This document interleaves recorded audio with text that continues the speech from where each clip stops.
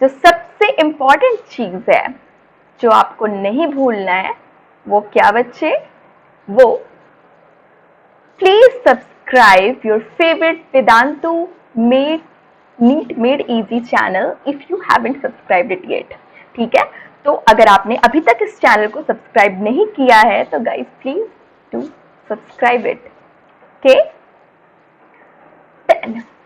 और एक और इम्पॉर्टेंट इंफॉर्मेशन एंड वो क्या है? वो ये है बच्चे कि अगर आप न्यू ऑफिशियल टेलीग्राम ग्रुप को ज्वाइन करते हो, डेट इज जिसका लिंक आपको डिस्क्रिप्शन में दे रखा है, तो आपको मौका मिल सकता है विन करने का वेदांतो टी शर्ट। तो अगर आप चाहते हो कि like you want this Vedantu T shirt, then please join it. And these are the session details of your favorite master teacher. ठीक है, and now let us proceed to our question. And first question on your screen for today's section is this, and your question is: a gas such as carbon monoxide would be most likely to obey the ideal gas law at, and your options are low temperature and high pressure, high temperature and high pressure, low temperature and low pressure, and high temperature and low pressure. And you are given the 25 seconds to solve this question, and your time start now. तो चलिए करो, देखते हैं कौन कितनी जल्दी कर सकता है। So this is just a small concept and time's up. And the answer is option D, that is high temperature and low pressure. बच्चे, कोई भी रियल गैस जो है वो आइडियल बिहेवियर शो करता है हाई टेम्परेचर पे एंड लो प्रेशर पे। ये कंडीशन है, इसे आपको याद रखना पड़ेगा। अगर आपको नहीं याद होता है तो आप इसे किसी ट्रिक के थ्रू भी याद कर सकते हो। जैसे कि जब मैं क्लास 12 में थी तो मुझे भी ये चीज़ें नहीं याद होता था 11-12 के टाइम में, तो मैंने एक छोटा सा ट्रिक दिमाग में रख लिया था। क्या वो? मैं इमेजिन करती थी लाइक कार्बोनेटेड ड्रिंक को। ठीक है, तो कार्बोनेटेड ड्रिंक जो होता है, जो कोल्ड ड्रिंक्स होते हैं, तो वो आपका low temperature and high pressure पे होता है। तो मैं सोचती थी जो कोल्ड ड्रिंक का just opposite case, that is high temperature and low pressure. तो ये मेरा तरीका था याद करने का, और आपको भी जो चीज़ें लाइक किसी भी ट्रिक से अगर आप इसे याद रख सकते हो तो अच्छा रहेगा। ठीक है, तो let us proceed to our next question, and your next question for today's session is this. So your question is: a gaseous mixture was prepared by taking the equal mole of CO and N2. If the total pressure of the mixture was found to be 1 atm, the partial pressure of N2 in the mixture is, and your options are 0.5 atm, 0.8 atm, 0.9 atm, and 1 atm. And you are given the 25 seconds to solve this question, and your time starts now. तो जल्दी करो बच्चे, थोड़ा सा calculation से थोड़ा सा बस, अगर वैसे अदरवाइज बहुत इजी है। तो time stop, and the answer is option A, that is 0.5 atm। तो अब ये आंसर कैसे आया? ठीक है, तो बच्चे पहले तो आप क्वेश्चन को ढंग से पढ़ना सीखो। ठीक है, क्वेश्चन बोल रहा है आपको कि अ gaseous mixture was prepared by taking equal mole of CO and N2। मतलब जब आपको ये लगे कि इक्वल मोल्स दे रखा है तो आप क्या करोगे? आप कुछ नहीं करोगे, आप सिंपली क्या करोगे? आप सिंपली क्या करोगे? सिंपली सबसे पहले जो चीज़ें दे रखी है उसे लिख लो। ठीक है, तो आपको दे रखी है NCO, number of moles of CO, equal to number of moles of N2। ये चीज़ें आपको गिवन है, मतलब आपने क्या किया, इसे लिख लिया, इट इज गिवन। आपने पढ़ा होगा कि पार्शियल प्रेशर आपका होता है क्या? पार्शियल प्रेशर इक्वल टू होता है total pressure into mole fraction. मान लो कोई भी गैस का मोल फ्रैक्शन, तो पार्शियल प्रेशर इक्वल टू होता है total pressure into mole fraction. ये चीजें आपको पता है, और आपको टोटल प्रेशर की वैल्यू जो है वो भी दे रखी है, दैट इज 1 atm, है कि नहीं? अगर आपको ये बोला जाए कि आपको मोल फ्रैक्शन CO का अगर निकालोगे तो वो कैसे निकलेगा? Mole fraction of CO equal to number of moles of CO upon number of moles of CO plus number of moles of N2। ठीक है, क्लियर है? अब आपको ये भी पता है कि इन दोनों का नंबर ऑफ मोल्स जो है वो इक्वल है, तो हम इसे ऐसे भी तो लिख सकते हैं NCO अपॉन 2NCO, इक्वल ही है। तो मोल फ्रैक्शन ऑफ CO कितना आ जाएगा? 1/2 इक्वल टू 0.5, है कि नहीं? 0.5। अब आपको ये भी पता है कि डाल्टन्स लॉ के अकॉर्डिंग आपको पता है, डाल्टन्स लॉ पार्शियल प्रेशर के अकॉर्डिंग कि PCO, partial pressure of CO plus partial pressure of N2 equal to P total. And आपको ये भी पता है कि पार्शियल प्रेशर ऑफ CO को हम लिख सकते हैं total pressure into total pressure into mole fraction of CO plus partial pressure of N2 equal to P total. P total की वैल्यू आपको 1 atm दे रखी है, तो 1 इंटू 0.5 जो अभी हमने कैलकुलेट किया था plus P partial pressure of N2 equal to 1। तो अगर आपने फिर तो आप PN2 नहीं निकाल सकते यहाँ से, बहुत ईजी है, फिर तो आपको बस सब्ट्रैक्ट करना है इसे। तो partial pressure of N2 equal to 1 minus 0.5 equal to 0.5 atm। तो बस कुछ नहीं, जिन्हें नीचे नहीं दिख रहा है उनके लिए मैं ऊपर लिख देती हूँ। Partial pressure of total pressure, partial pressure of CO equal to total pressure of CO into mole fraction of CO plus partial pressure of N2 equal to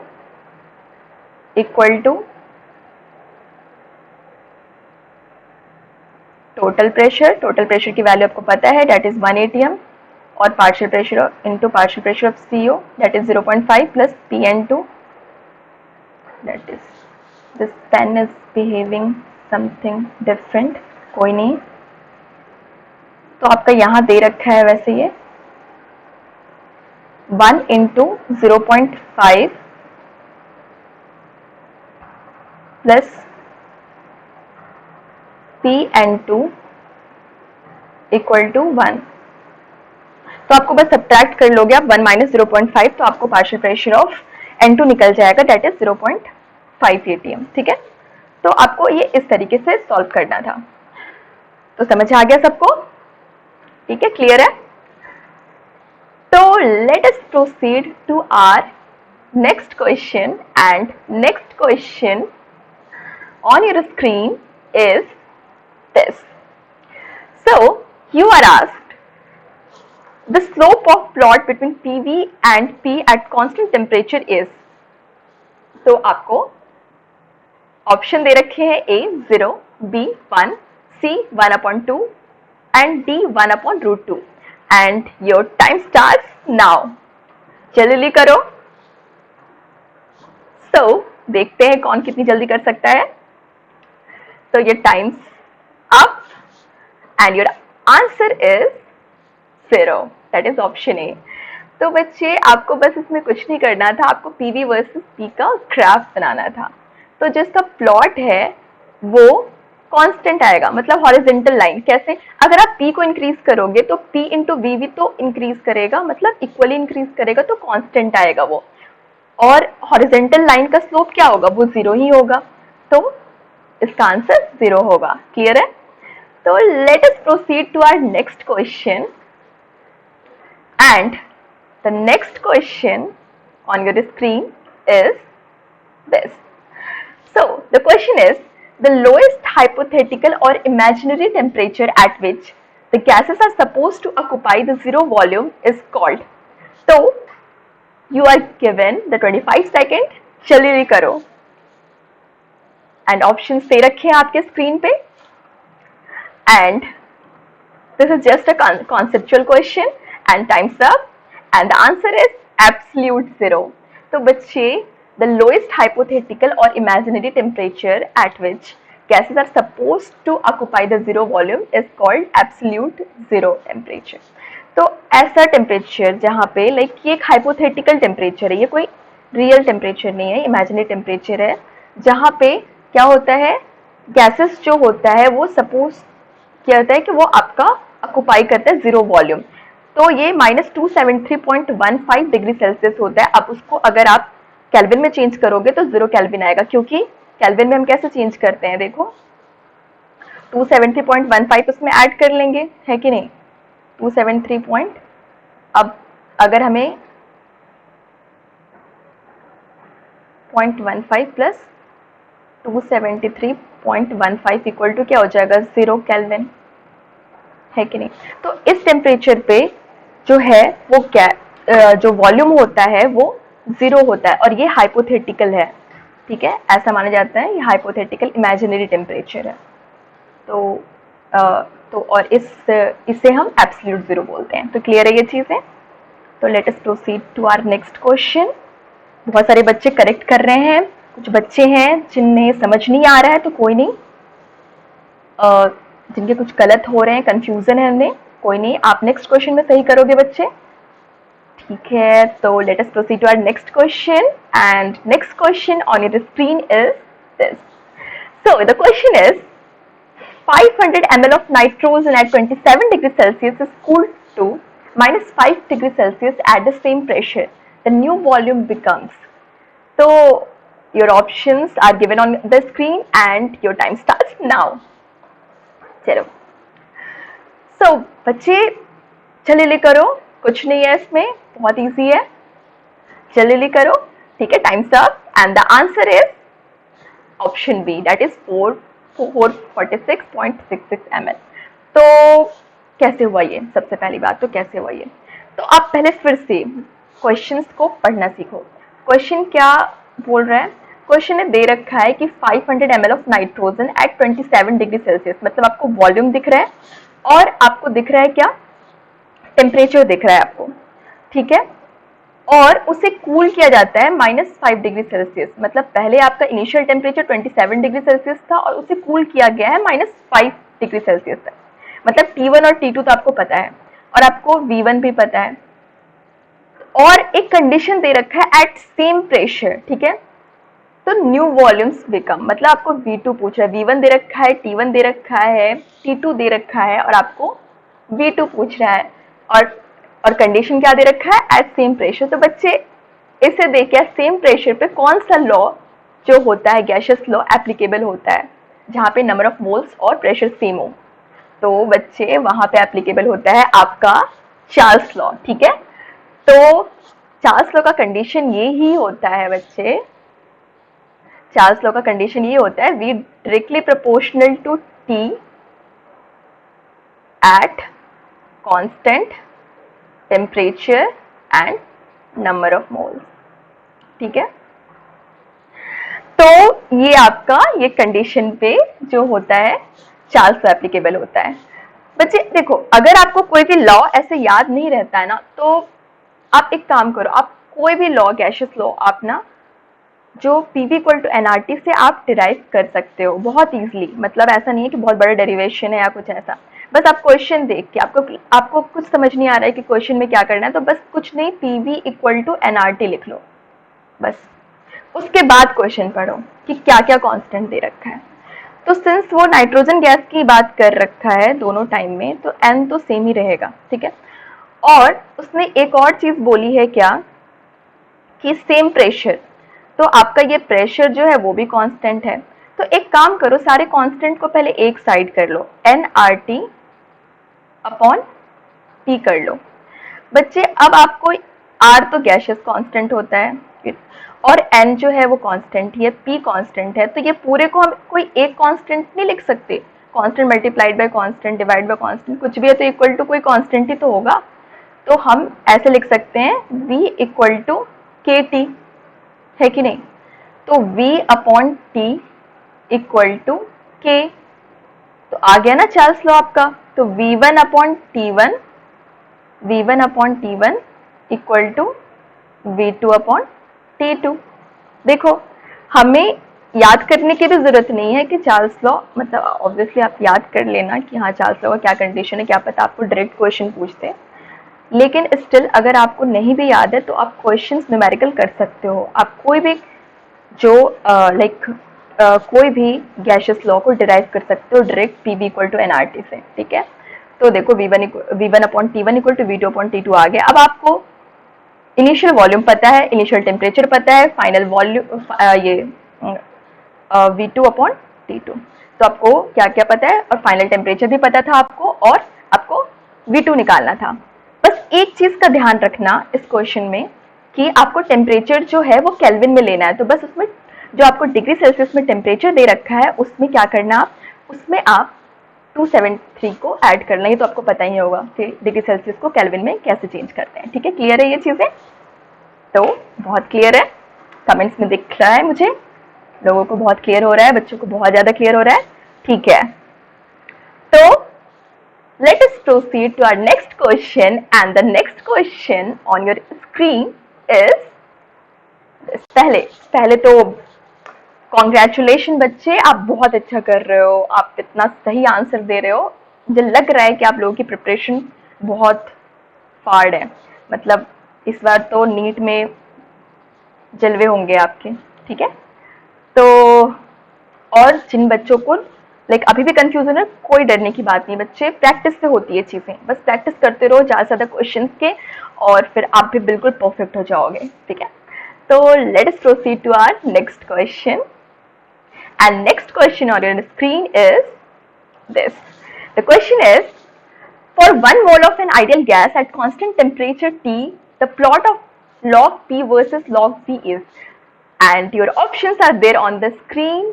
जल्दी करो, टाइम starts now, ठीक है। तो बच्चे चलो हो गया, देखते हैं कौन किसने किसने इस क्वेश्चन को सही किया, थोड़ा ट्रिकी है ये। तो times up, and your answer is straight line with negative slope, ठीक है। अब कुछ बच्चे हैं जो इन्हें याद कर लेंगे कि हाँ भाई अगर log p versus log v का आएगा तो मैं straight line with negative slope कर लूंगा।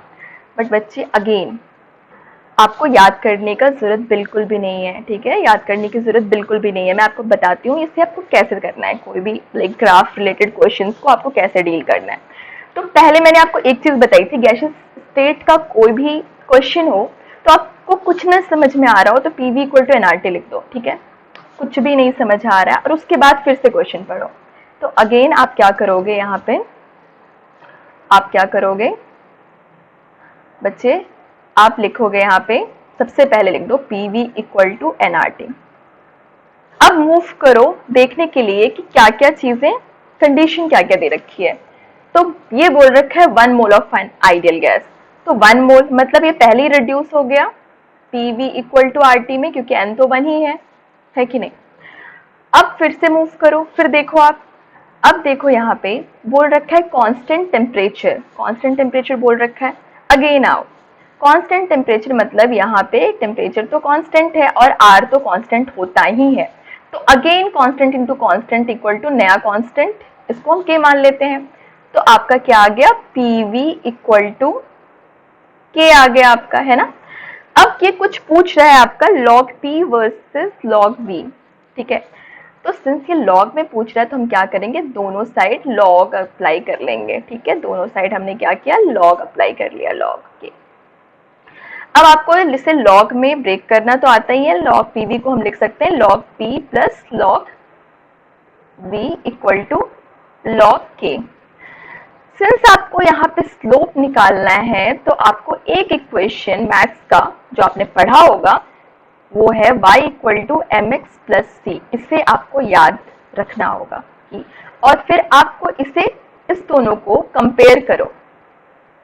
आपको देखो अब इसको पहले इसी फॉर्म में लिखो, तो आप कैसे लिखोगे, सिंस y एक्सिस पे log p है तो आप log p को इस साइड कर लो एंड माइनस log v हो जाएगा प्लस log k हो जाएगा, है ना।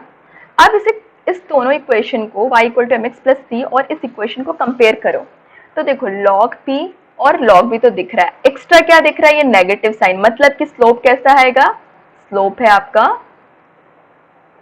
मतलब ये आपका y हो गया ये आपका हो गया x, तो m आया -1 और तो स्लोप आपका नेगेटिव आ रहा है, समझ में आया। और जो ये रिमेनिंग पार्ट है वो आपका इंटरसेप्ट है, दैट इज c। तो इसी रीजन से जो आपका ये ग्राफ इस तरीके का दिख रहा है, log p versus log b का नेगेटिव स्लोप, ये इसी रीजन से दिख रहा है। आई गेस अभी सबको क्लियर है ये बहुत अच्छे से। चलो कमेंट्स में लग रहा है मुझे कि बच्चों को बहुत क्लियर हो रहा है, ठीक है। तो let us proceed to our next question, and the next question on your screen is this.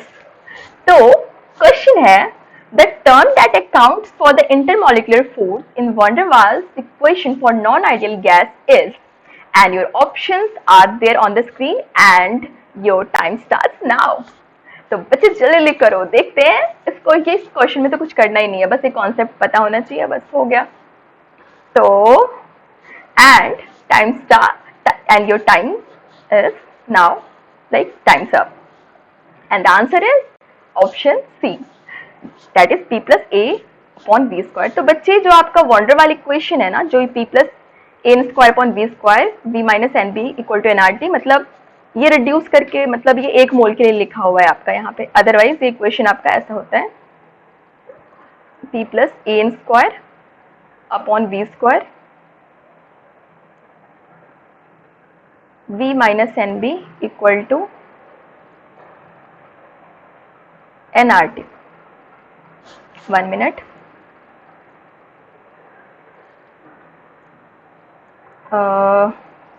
This pen is very difficult for me to handle। Okay, चलो ठीक है, I am not successful in writing with this pen. तो ये जो आपका n है वो आपका क्या है, ये सारे जो n की वैल्यू, नंबर ऑफ मोल्स जो है यहाँ पे, नंबर ऑफ मोल्स वो आपका 1 दे रखे हैं, ठीक है। अदरवाइज आपको ये सब नहीं ध्यान देना, आपको बस इतना पता होना चाहिए कि आपका p plus a upon V square जो होता है वो अकाउंटेबल होता है इंटरमोलिकुलर फोर्स के लिए, और v माइनस बी जो होता है वो करेक्टेड वॉल्यूम होता है, ठीक है। तो आपको इस क्वेश्चन में तो इंटरमोलिकुलर फोर्स पूछा था, तो आपको आपका आंसर है p plus a upon V square, ठीक है। क्लियर है ये चीजें। तो let us proceed to our next question, and the next question on your screen is this.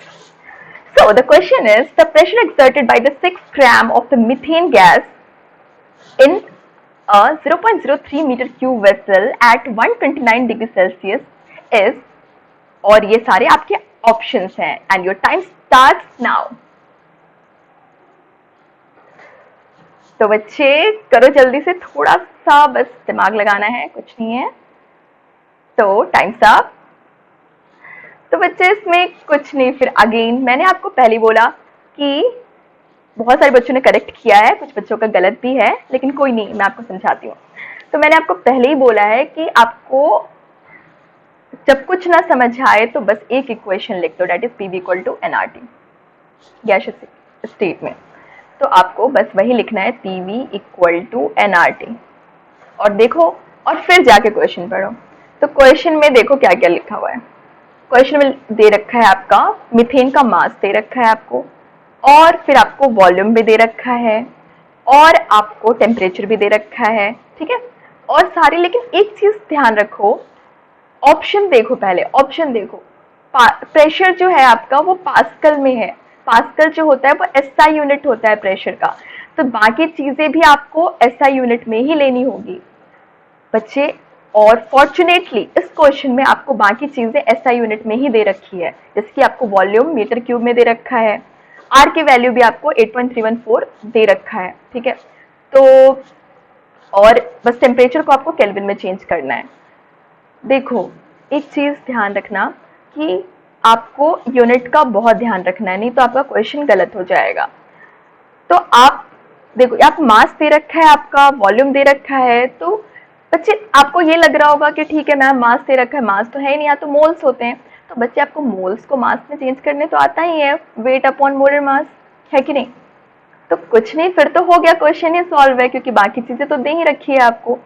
P into V equal to weight upon molar mass into R into T, है कि नहीं। अब और कुछ चेंज भी नहीं करना, क्योंकि सारी चीजें आपको ऐसा यूनिट में दे रखी है। तो आपको प्रेशर निकालना है, कुछ नहीं, बस RT अपॉन यहाँ पे V कर दोगे और फिर बाकी सारी वैल्यू आपको दे रखी है, ठीक है। तो आपको कुछ नहीं करना था। हाँ, अगर आपको प्रेशर एटीएम में पूछा होता तो आपको R की वैल्यू 0.082 लेनी होती है, ठीक है। और वॉल्यूम जो है वो डेसीमीटर क्यूब में नहीं तो लीटर में लेना होता है, डेसीमीटर क्यूब या लीटर, क्योंकि दोनों एक ही है, 1000 litre equal to 1000 decimetre cube, ठीक है, इक्वल वैल्यू होती है। सिंस यहाँ पे आपका पास्कल में था इसलिए आपको हर चीज SI यूनिट में लेनी थी। आपने यहाँ पे जो वॉल्यूम लिया है वो मीटर क्यूब में लिया है और R की वैल्यू भी आपने 8.314 लिया है, तो यूनिट में कंफ्यूज मत होना, समझ गए। चलो, तो let us proceed to our next question and next question on your screen is this.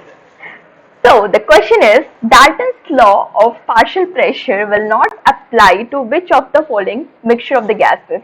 And your options are there on the screen and your time starts now.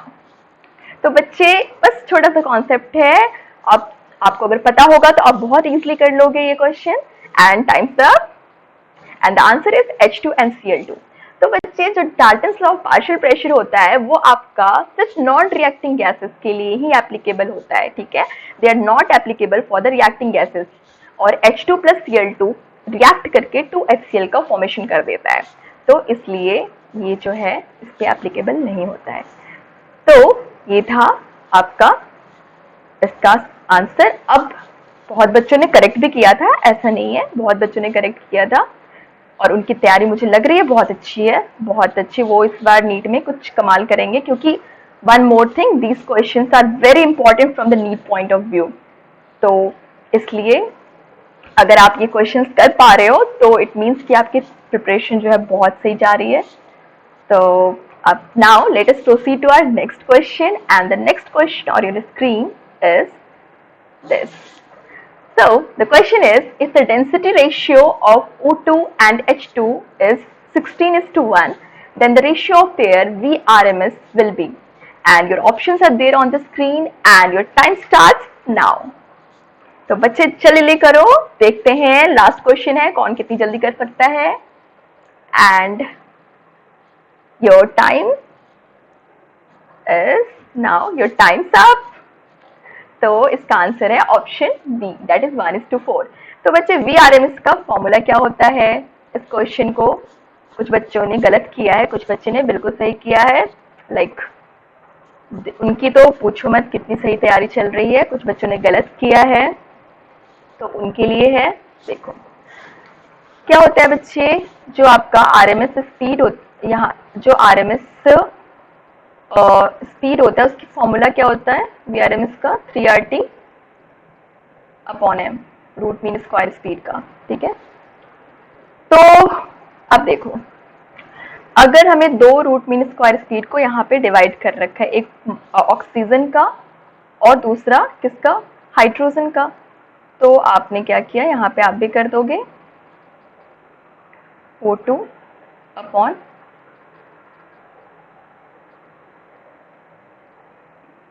अब क्या करोगे आप 3RT/m, ये आपका O2 है, अपॉन 3RT/m ये आपका H2 है ना। इस ये तो कैंसिल हो गया, इक्वल टू हो गया आपका m H2 m O2 का रूट ओवर। बच्चे एक फॉर्मूला होता है molar mass equal to 2 into vapour density. तो molar mass upon 2 equal to vapour density. तो इक्वल टू होता है क्या, यहाँ पे अगर आप दोनों साइड ऊपर नीचे 2 से डिवाइड करोगे तो कोई फर्क नहीं पड़ेगा, है ना।